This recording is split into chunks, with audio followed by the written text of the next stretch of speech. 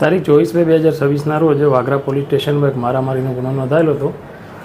જેમાં આ કામના જે ફરિયાદી શ્રી છે પીપલિયા ગામે એમના ઘરે ઓટલા પર બેઠેલા હતા ઘરે, ત્યારે આ કામના જે તોમતદાર છે વિનોદ રમેશભાઈ વસાવા, બિપિનભાઈ રમેશભાઈ વસાવા અને નગીનભાઈ હીરાભાઈ વસાવા નાવે આ જે ફરિયાદી છે એમના પુત્ર જગદીશભાઈ સુરેશભાઈ રાઠોડ નાઓને ગમે તેમ ગાળો બોલી અને એમને તમાચા મારી દીધેલા હતા. જે વખતે કહેવા જતાં આ કામના જે ત્રણેય તોમતદારો છે આ ફરિયાદી ઉપર લાકડાનો છપાડો મારેલો હતો તથા પાઇપ મારેલી હતી તથા મૂળ મારેલો હતો, જેના કારણે તેમને ગંભીર ઇજાઓ થતાં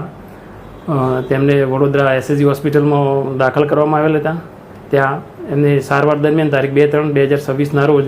તેઓ મરણ ગતાં આ ગુનામાં હત્યાની કલમનો ઉમેરો કરવામાં આવેલો હતો અને આ ગુનામાં જે સંડોવાયેલ ત્રણેય તોમતદાર છે વિનોદભાઈ રમેશભાઈ વસાવા, બિપિનભાઈ રમેશભાઈ વસાવા અને નગીનભાઈ હીરાભાઈ વસાવા ત્રણેય આ ગુનાને વાગરા પોલીસે તાત્કાલિક આ ગુનાના કામે અટક કરેલ છે